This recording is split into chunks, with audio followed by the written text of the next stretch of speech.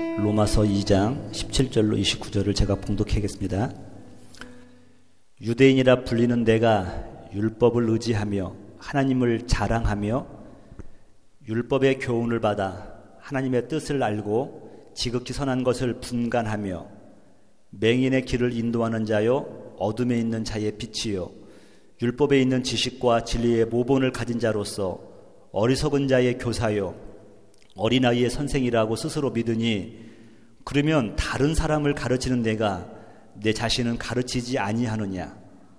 도둑질하지 말라 선포하는 내가 도둑질하느냐? 간음하지 말라는 내가 간음하느냐? 우상을 가증히 여기는 내가 신전 물건을 도둑질하느냐? 율법을 자랑하는 내가 율법을 범함으로 하나님을 욕되게 하느냐? 기록된 바와 같이 하나님의 이름이 너희 때문에 이방인 중에서 모독을 받는도다. 내가 율법을 행하면 할례가 유익하나 만일 율법을 범하면 내 할례는 무할례가 되느니라. 그런즉 무할례가 율법의 규례를 지키면 그 할례를 할례와 같이 여길 것이 아니냐. 또한 본래 무할례가 율법을 온전히 지키면 율법 조문과 할례를 가지고 율법을 범하는 너를 정죄하지 아니하겠느냐. 무릇 표면적 유대인이 유대인이 아니요 표면적 육신의 할례가 할례가 아니니라. 오직 이면적 유대인이 유대인이며 할례는 마음에 할지니 영에 있고 율법 조문에 있지 아니한 것이라. 그 칭찬이 사람에게서가 아니요 다만 하나님에게서니라. 아멘. 자, 오늘은 나를 알면 그분이 보인다라는 제목으로 말씀을 나누도록 하겠습니다. 구한말 시대에 대한제국 마지막 때죠. 구한말 시대에 어느 신문에 이런 기사가 났다고 합니다. 어느 고을의 수령이 된 사람이 그 고을에 야소교 신자가 너무 많아 부정한 방법으로 착취할 것이 없어 다른 고을을 물색하고 있다고 하는 내용이었습니다. 기독교인들이 너무 많아가지고 부정한 방법으로는 이득을 취할 수 없어서 또 다른 고을을 알아보고 있다고 하는 내용이었습니다. 여러분, 1919년도에는 우리 기독교 인구가 1.2%였다고 합니다. 전체 인구가 2천만 명이었으니까 한 25만 명 정도가 기독교인이었습니다. 하지만 적은 수였지만 그 당시에 기독교인들의 사회를 향한 영향력은 실로 대단했습니다. 나 교인이요, 교회 다니요 라고 한다면 신용보증수표였습니다. 그래서 얼마든지 물건을 외상으로 가져갈 수가 있었다고 합니다. 오늘날 교인이요 하더라도 어떨까요, 여러분? 돈은 내고 가시죠, 그래도. 또 기독교인들은요, 민족의 아픔에 적극 동참했던 것을 우리가 발견할 수가 있습니다. 여러분 잘 아시는 것처럼 민족 대표 33인 가운데서 16명이 기독교인이었다는 것은 그만큼 시대적 아픔을 우리 기독교가 외면하지 않았다는 것을 우리가 알 수가 있습니다. 예수님은 다음같이 말씀하셨습니다. 마태복음 5장 10절에 보니까 이같이 너희 빛이 사람 앞에 비치게 하여 그들로 너희 착한 행실을 보고 하늘에 계신 너희 아버지께 영광을 돌리게 하라.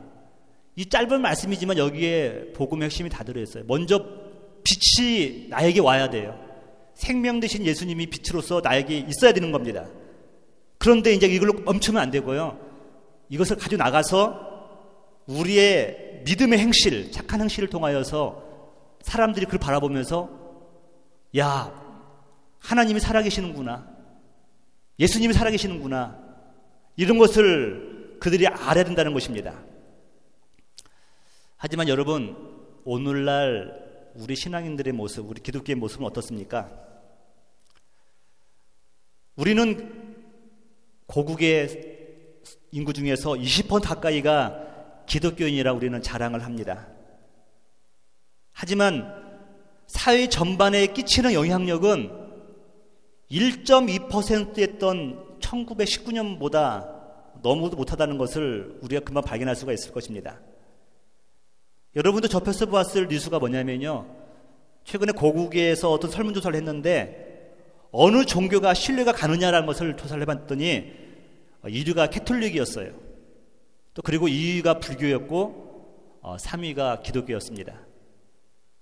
이 소식을 접한 많은 분들이요 저에게 와서 한탄하는 소리를 많이 들었습니다. 또 어떤 분들은 그러더라고요. 내가 그럴 줄 알았다. 한국교회는 목사가 문제다. 한국교회는 직분자가 문제다. 한국교회는 대형교회가 문제다. 이런 식으로 나름대로의 문제의 원인을 찾는 것을 많이 들을 수가 있었습니다. 여러분, 그런데 이러한 방법으로는 지금 나타나는 현상에 대해서 우리가 영적인 아무런 유익을 얻을 수 없습니다. 여러분, 행여나 여러분 제가 지금 캐톨릭, 불교 그리고 기독교 순서대로 말씀을 드렸는데 우리가 냉철하게 생각해 볼 때 혹시 하나님께서 지금 믿는 자들과 하나님의 기독교인이라고 하는 자들을 향한 세상의 평가뿐만 아니라 하나님의 평가는 아닌지에 대해서 우리가 한번 생각해 보아야 될 것입니다. 그렇지 않으면요, 이것을 염두에 두지 않으면은 우리는 아무런 영적인 해답을 얻을 수도 없고 가십거리에 불과한 거예요. 자멸감에 사로잡힐 수밖에 없는 것입니다. 오늘 본문에서는 유대인들이 처한 영적 위기에 대해서 사도 바울이 언급하고 있습니다. 유대인들은 축복받은 민족은 확실해요. 그들은 율법을 소유했으며 하나님을 소유했다고 그들은 자랑하던 민족이었습니다. 17절에 나와 있죠.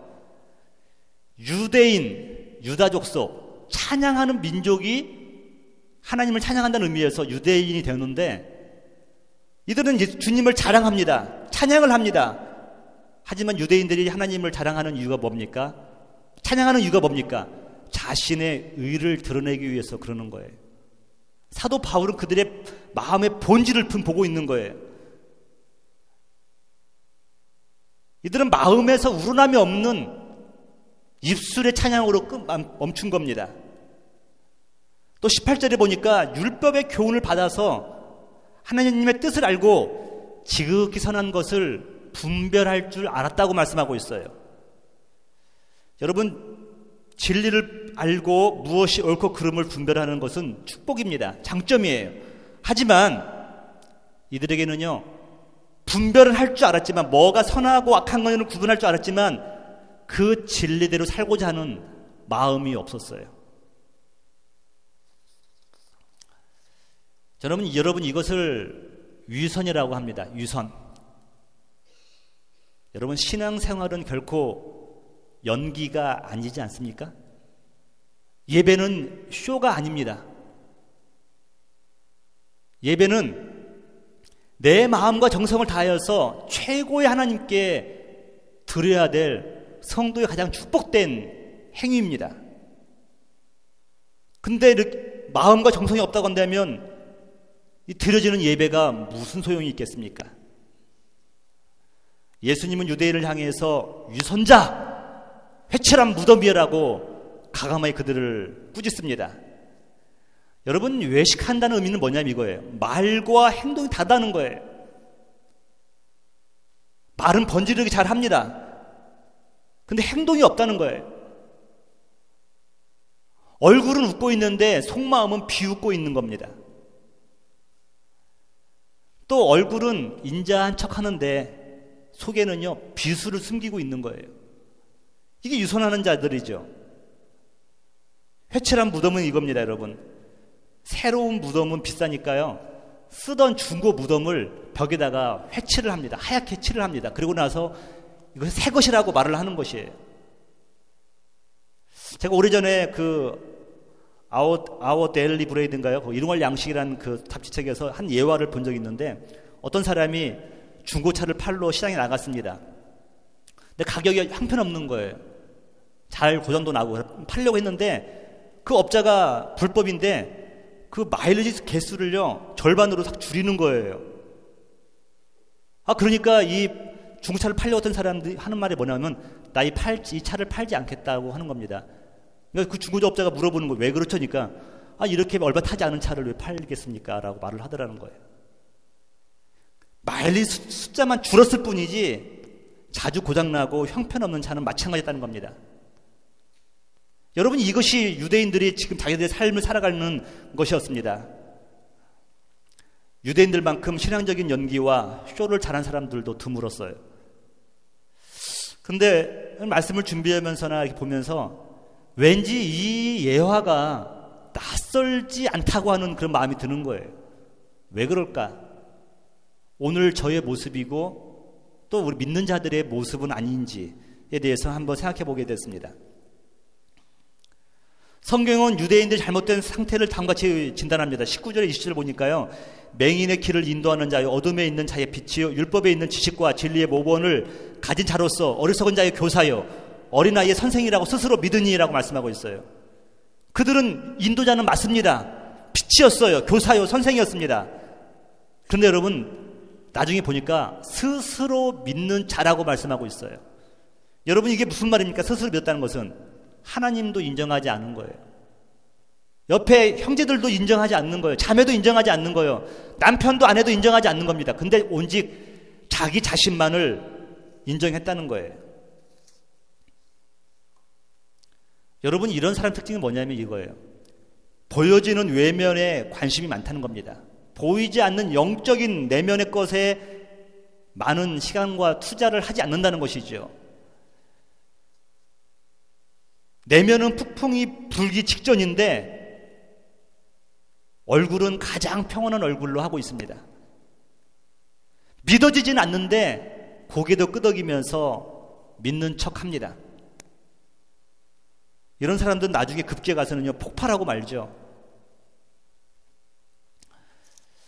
여러분, 저희가 늘 생각하는 게 뭐냐면 문제만 제대로 진단할 수 있다고 한다면 해결책을 찾을 수 있다. 근데 문제는 뭐냐면 문제를 잘 모르는 거예요. 문제만 제대로 알아도 영적인 해결책을 찾을 수 있다는 거 아닙니까? 오늘 저는 이제 유대인들의 이 위기를 통하여서 우리가 교훈을 받을 것이 무엇인가에 대해서 몇 가지 생각해 보려고 합니다. 첫 번째가 뭐냐면 제가 늘 강조하지만 나의 부족함을 솔직히 인정을 하는 거예요. 인정하면 문제가 풀리기 시작합니다. 여러분, 사람은 누구나 가면을 쓰고 있습니다. person, 페르소나, 가면이죠, 여러분. 가면인데 가면은 나의 속사람을 숨기기 위해서 쓰는 겁니다. 무도회인데 가면 무도회 하면 좀 낭만이 있을 것 같아요. 왜냐하면 나의 좀 이렇게 많은 것들을 숨길 수 있어가지고 좀 더 자신감을 가지고 나갈 수 있는 무도회가 가면 무도회가 아니라 생각해 봅니다. 상대방이 알아차지 못하도록 가면을 쓰는 거죠. 근데 여러분, 하루 종일 가면을 쓰고 있다고 생각해 봅시다. 아니, 일생 다 가도록 가면을 썼다고 생각해 봅시다, 여러분. 얼마나 그 인생이 진실되겠습니까? 얼마나 죽을 맛이겠습니까? 여러분, 이 고통에서 해방되는 방법은 뭐냐면요, 가면을 벗어버리면 되는 거예요. 가면을 썼다는 걸 인정하면 되는 거예요. 나의 약함과 부족함이 무엇인가를 하나님 앞에서, 때로는 배우자 앞에서 인정하는 겁니다. 그리고 도와달라고 도움을 요청하는 거예요. 자기를 인정함으로써 자녀의 병을 고치는 이야기가 성경에 소개되고 있는데요, 마가복음 9장 21절에 보면 이런 얘기가 나옵니다. 예수께서 그 아버지에게 물으시되 언제부터 이렇게 되었느냐 하니 이르되 어릴 때부터이니라. 아마 이 아버지가 귀신 들린 아이를 데리고 온 겁니다. 22절에 보니까 귀신이 그를 죽이려고 불과 물에 자주 던졌나이다. 여기까지는 좋아요. 사실이 보고 하는데 자녀를 데리고 나온 이 아버지의 믿음이 없는 거예요. 뭐라고 말하냐면, 그러나 무엇을 하실 수 있거든 우리를 불쌍히 여기사 도와주소서라고 말씀하고 있습니다. 예수님을 향해서 이렇게 말하는 거예요. If you can. 예수님, 할 수 있으면 땡큐고요. 못하셔도 어쩔 수 없죠. 이 아버지의 믿음은 이 정도밖에 안 되었습니다. 그러니까 예수님께서 이르시되 할 수 있거든이 무슨 말이냐? 믿는 자에게는 능치 못할 일이 없다라고 말씀하셨습니다. 여러분, 이렇게 예수님한테 한번 책망받고 나면 기가 꺾여야 되는데 이 아버지는 자녀를 살리겠다고 하는 열망이 크니까요, 바짝 엎드리는 거예요. 곧 그 아이의 아버지가 소리를 질러 이르되 내가 믿나이다. 나의 믿음 없는 것을 도와주소서. 내가 믿나이다. 나의 믿음 없는 것을 도와주소서. 여러분, 다른 말로 하면 이거요. 인정합니다. 고백합니다. 내가 그런 부모밖에 안 됩니다. 자녀를 위해서 내가 강구할 수 있는 부모도 못 됩니다. 그러면 그런 바짝 엎드린 겁니다. 그러니까 예수께서 무리가 달려오는 것을 보시고 그 더러운 귀신을 꾸짖어 이러시되 말 못하고 못 듣는 귀신아 내가 내게 명령하노니 그 아이에게서 나오고 다시 들어가지 말라 하시매 귀신이 소리 지르며 아이로 심히 경련을 일으키게 하고 나가니 그 아이가 죽은 것 같이 되어 많은 사람이 말하기를 죽었다 하나 예수께서 그 손을 잡아 일으키시니 이에 일어서니라. 여러분, 부모님의 믿음 때문에, 부모님의 솔직한 그 자기의 고백 때문에 마지막 예수님께서 그 아이의 손을 잡아 일으키오니 그가 일어났다고 했어요. 여러분, 모든 부모님들 이 말씀을 붙드시기를 주님 이름으로 축복합니다. 부모님의 믿음 때문에 여러분의 자녀가 영적으로 안진뱅이였는데, 영적으로 병든 자들이었는데 여러분의 믿음 때문에 불뚝 일어나기를 주님의 이름으로 축복합니다. 인정해버리면 쉬워요. 나는 그런 사람이 인정하면 쉬운 거예요. 그렇다면 무엇을 인정해야 된다는 겁니까? 오늘 본문에 보니까 몇 가지가 나와 있어요. 여러분, 우리 20절 후반부에 보니까 스스로 믿었다는 것을 인정해야 돼요. 남들은 인정 안 했는데 나는 좋은 신앙인이라고 생각했다는 거예요. 또 21절 후반부에 보니까 도둑질 했다는 것을 인정하라는 거예요. 신전 물건도 도둑질했다는 것도 인정하라는 거예요. 23절에 보면은 하나님을 욕되게 했다는 거예요. 또 하나님의 이름을 목독되게 했다는 것을 인정하라는 것이에요.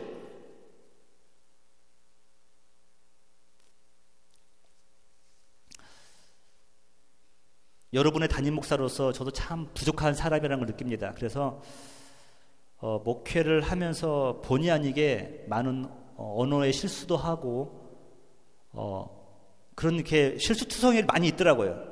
그래서 깨달은 게 뭐냐면 이게 실력과 제정신으로 하는 것이 아니라 하나님의 은혜로 하는구나. 성도님들의 눈을 감아주고 은혜로 이렇게 봐주니까 하는 거지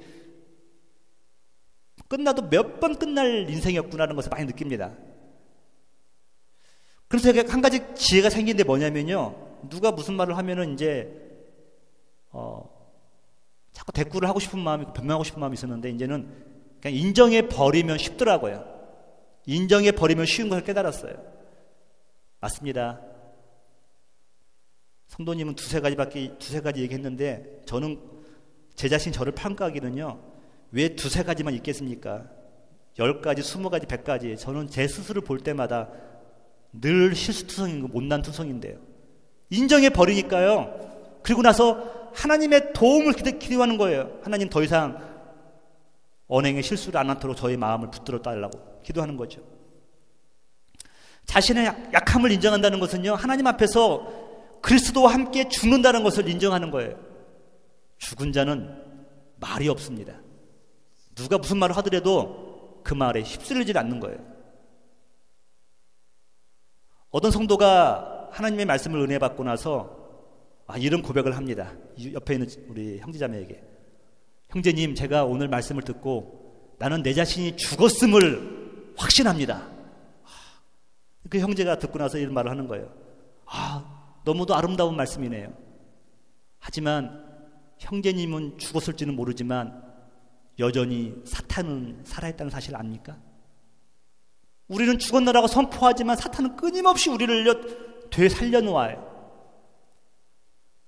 그래서 사도 바울은 말하기를 나는 날마다 죽는다. 죽었다고 생각했는데 또 살려놓는 거예요, 사탄이. 나는 또 십자가 앞에서 그리스도가 죽었는데 또 살려놓는 거예요. 죽은 자는 자기 생각이 아닌 하나님의 생각으로 살아갑니다. 자기가 주인이 아니라 부활하신 그리스도의 영을 주인으로 모시는 거예요. 그럴지라도 시험이 오면 흔들립니다. 하지만 궁극적으로 버티고 이겨낼 수 있다는 영적 파워가 생기는 겁니다. 유대인들이 왜 실수했습니까? 왜 실패했습니까? 인정하지 않았기 때문에 그래요. 인정하지 않았기 때문에 그래요.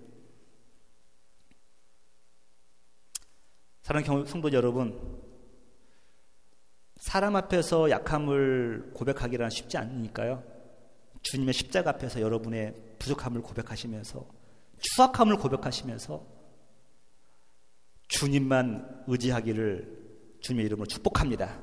그러면 문제의 해결책이 시작되는 거예요. 두 번째로는요, 인생 목표를 재수정해야 된다는 겁니다. 다른 말로 하면 내면의 성숙함에 초점을 맞추라는 거예요. 두 종류의 사람이 있습니다, 여러분. 두 종류의 사람이 있는데 우리 목회자도 보니까 그렇더라고요. 성장 지향적인 사람이 있고 성숙 지향적인 사람이 있는 거예요. 성장은 외적인 성장을 말하는 겁니다.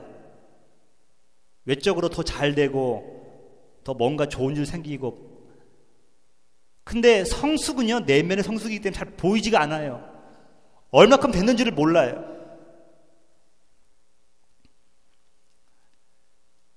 외면을 가꾸는 사람들은 처음에는 좋은 평가를 받을 수가 있습니다. 유대인들은 할례를 했어요. 그들은 금식도 했어요. 11조를 철저하게 드렸어요. 이런 것으로 해서 그들은 많은 칭찬을 받을 수가 있었습니다. 하지만 얼마 가지 않아서 바닥이 곧 드러나고 말죠. 그의 실상이 낱낱이 공개될 수밖에 없습니다. 그래서 여러분, 성장 지향적인 사람, 성공 지향적인 사람은요, 마지막 순간에요, 넘어지고 마는 거예요. 그 이유가 뭐냐면, 내가 최고인 줄 알았는데 나보다 더 나은 사람들이 즐비하다는 것을 알기 때문입니다. 외적인 성장에 관심 있는 사람의 한계가 뭐냐면요, 오래 가지 못한다는 거예요. 반면에 성숙을 추구하는 사람은요, 내면의 속사람을 가꾸는 사람입니다. 성령님과 교제하기를 좋아하고 주님의 말씀을 묵상하기를 좋아하는 거죠. 이런 사람의 특징은 뭐냐면 먼저 자신의 영혼이 잘 되는 일에 관심을 맞추는 겁니다. 요한 3서 1장 2절 잘 아시는 말씀이잖아요. 사랑하는 자여, 내 영혼이 잘 된 것 같이 범사가 잘 되고 강건하기를 내가 간구하노라. 첫 번째가 뭐냐면 영혼이 잘 되는 것이에요. 저도 한 달 전에 감기 몸살을 앓으니까요,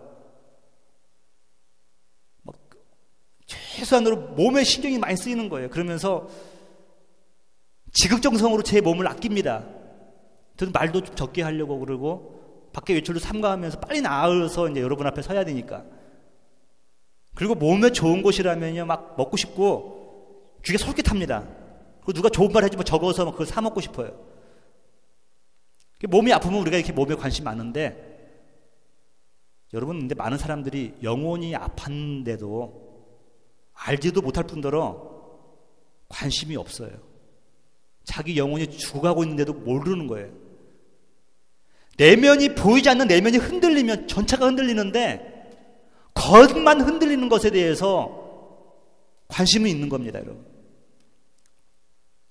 28절에 보니까 표면적 유대인이 아니요 표면적 육신의 할례가 아니니라.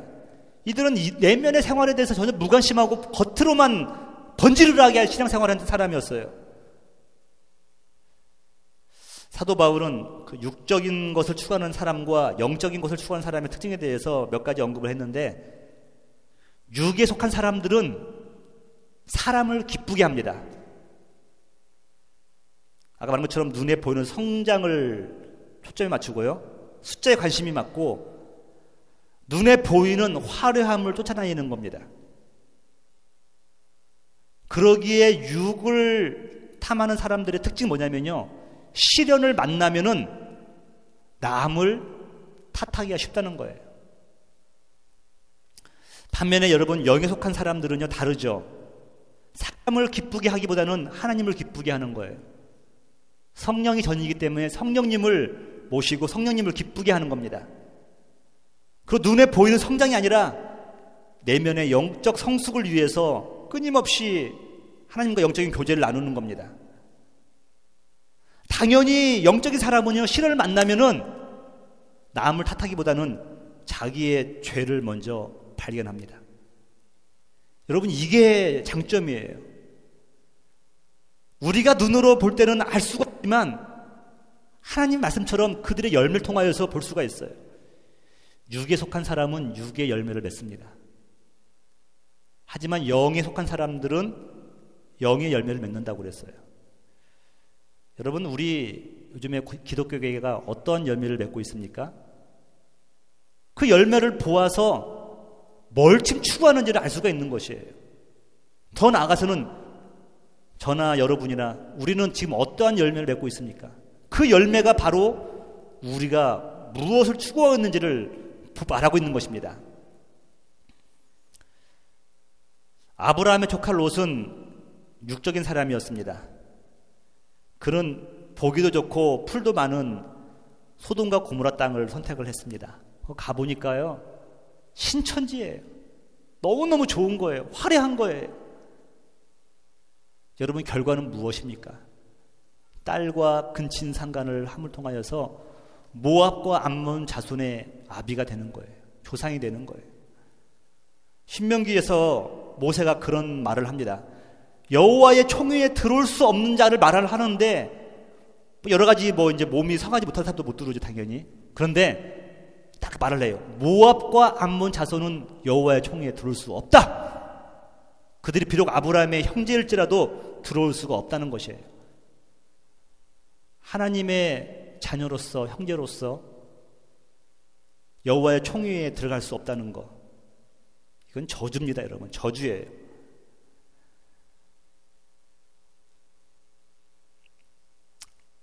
여러분, 반면에 아브라함은 어떻습니까? 아브라함은 영의 사람이었어요. 좋은 땅은 조카 롯에게 다 주어버리고, 아브라함도 사람 아닙니까, 여러분? 그러니까 마음이 헛헛하고 마음이 쓸쓸한 겁니다. 그러니까 하나님이 찾아오셔서 그를 만나주시는 거예요. 그러면서 아브라함을 산 높은 곳으로 데려가면서 동서남북을 보여줍니다. 여러분, 자녀들이나 누가 옆에서 이웃들이 실망해 있었을 때 그들의 실망 가운데서 일어날 수 있는 힘은 뭐냐면요, 무엇을 주면 되냐면은 비전을 주면 되는 거예요. 아브라함이 조카 롯 떠난 다음에 마음이 섭섭해 하니까요, 그에게 동서남북을 보여주면서 비전을 주는 겁니다. 비전은 보라는 것이죠. 그래서 말하기를, 네가 본 땅을, the land you can see, 네가 본 땅을 내가 너에게 주리라라고 말씀하셨어요. 여러분 죄송합니다만 여러분들이 보지 않으면 하나님이 안 줘요. 구하지 않으면 안 줘요. 비전은 무엇입니까? 내가 보는 게 아니라 하나님께서 보여주는 거예요. 저와 여러분들이 여러분 가정에서 자녀들을 향한 비전도 있어야겠지만요, 주님의 몸된 교회를 향한 여러분 비전들을 좀 키우시기를 주님으로 축복합니다. 어떤 분이 저한테 그래요. 목사님을 큰 그릇으로 생각하시래요. 그래야 큰 그릇이 된대요. 제가 아주 신년 초에 그 말 듣고 나서 신방 갔다가 제가 신방 받았어요, 그분한테. 밥 샀어요, 제가. 그쵸, 여러분. 우리가 비전이란 뭡니까? 하나님께서 나에게 주신 말씀으로 붙들고 꿈을 꾸는 겁니다. 아브라함이 그 꿈을 꾸고 나니까 어떻게 됐어요, 결과는요? 그런 믿음의 조상이 될 수가 있었던 것입니다. 오늘 말씀을 듣는 여러분들이 좀 믿음의 조상과 같은 그런 내면의 성숙에 초점을 맞추시기를 주님의 축복합니다. 내 영혼은 소중한 거예요, 여러분. 내 영혼은 너무 소중하기 때문에 영혼이 깨지는 장소는 가지 마세요, 여러분. 내 영혼이 상처받는 장소는 가지 마세요. 그만큼 소중한 거예요. 여러분, 그런 영적인 삶, 성숙한 삶을 추구하는 여러분 되시기를 주님의 축복합니다. 마지막으로는요, 하나님을 붙들면 길이 보이는 거예요. 하나님을 붙들면 저나 여러분이나 누구나 인생 가운데 위기가 오는 것을 좋아할 사람은 아무도 없습니다. 근데 깨달은 게 뭐냐면요, 많은 위기가 그동안 와 있었고 또 앞으로 올 건데, 위기를 하나씩 건널 때마다 느끼는 게 뭐냐면요, 우리가 깨달을 수 있고 배울 수 있고 얻을 수 있는 것이 있다는 것입니다.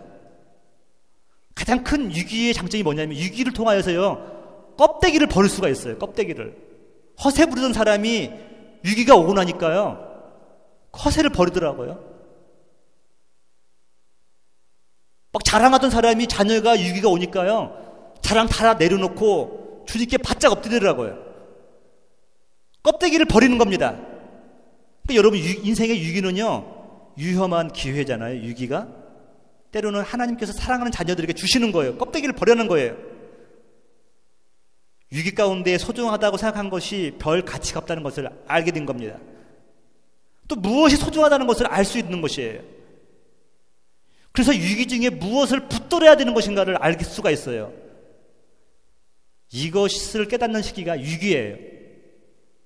그래서 여러분, 위기는 나를 껍데기에서 알맹이로 만드는 시간이구나라는 것을 알면 축복인 줄 믿습니다.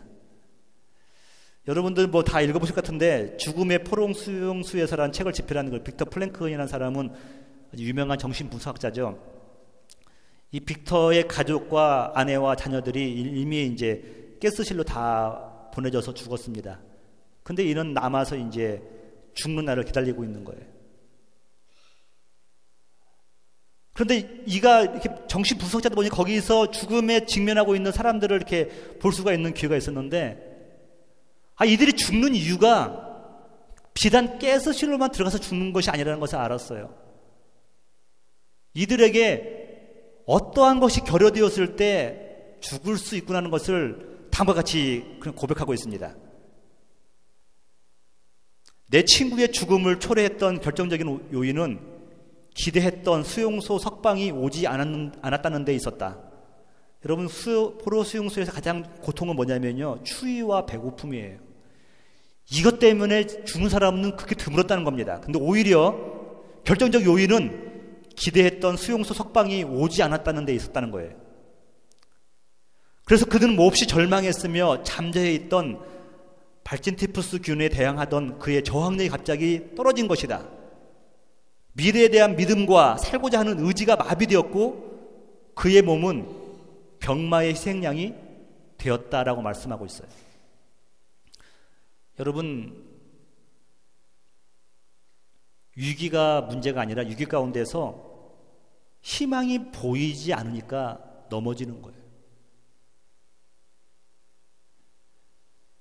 키에르케고르는 절망이 죽음에 이르는 병이라고 했는데, 위기 가운데 뭘 붙잡아야 될 것인가를 모르니까요, 절망으로 빠지는 겁니다. 여러분, 발진티푸스균은 누구에게나 있는 겁니다. 그러나 이 균이 모든 사람을 죽음으로 인도하는 건 아니에요. 소망이 없는 사람, 미래에 대한 기대가 없는 사람은요, 그 균에 의해서도 죽게 된다는 것입니다. 소망이 없는 것, 절망이 죽음으로 우리를 내모는 것입니다. 이스라엘 백성들은 민족적으로나 개인적으로나 어려움 당했을 때 그들을 가장 이루어졌던 말씀이 뭐냐면요, 임마누엘이었어요. 하나님이 우리와 함께 하신다. 그들이 포로로 끌려갔을지라도 참고 인내할 수 있었던 이유가 뭐냐면 임마누엘 신앙, 하나님이 우리와 함께 하신다는 거예요. 임마누엘은 유대인들의 믿음의 고백이었고 미래의 소망이었습니다. 내일 일을 알 수 없을지라도 임마누엘 신앙 붙들었을 때 그들은요, 기대할 수가 있었고 소망으로 갈 수가 있었습니다.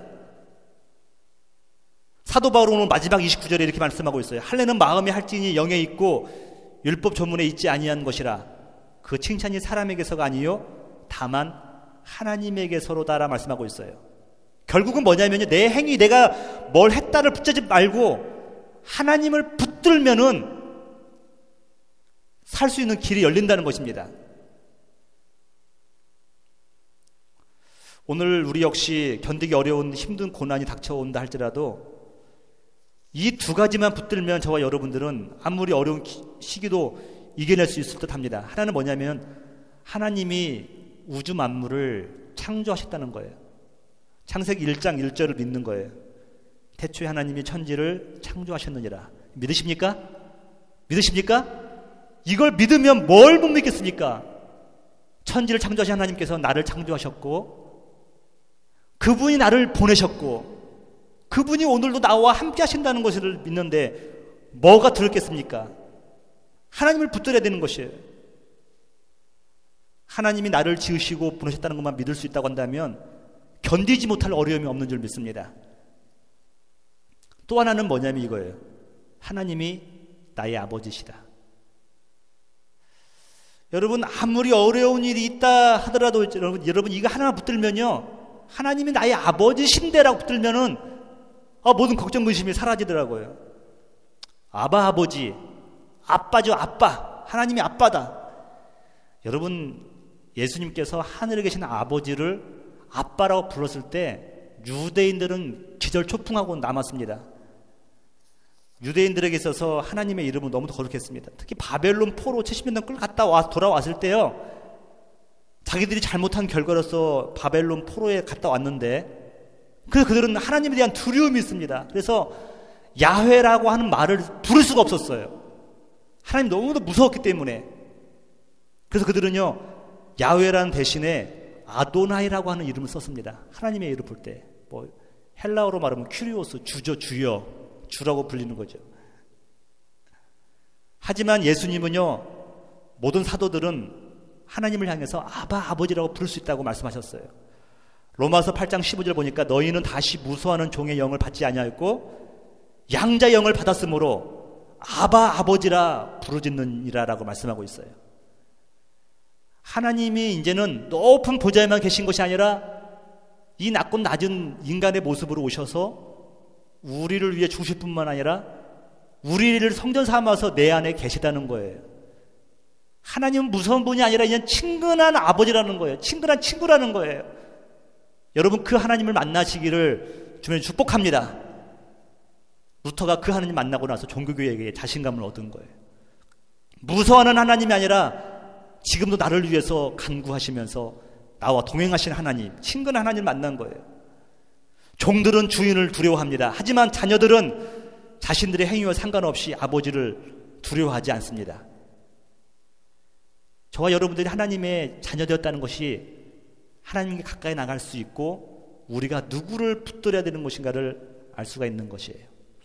참, 성도 여러분, 말씀을 정리하면서 여러분, 이제는 하나님이 나의 아버지심을 여러분 붙드시기 바랍니다. 그분만이 우리의 전부이심을 고백하시면서 내 안에 하나님의 성령이 충만하기 위해서, 또 성령의 인도함 받는 인생을 위해서 강건한 여러분 되시기를 주님의 이름으로 축복합니다.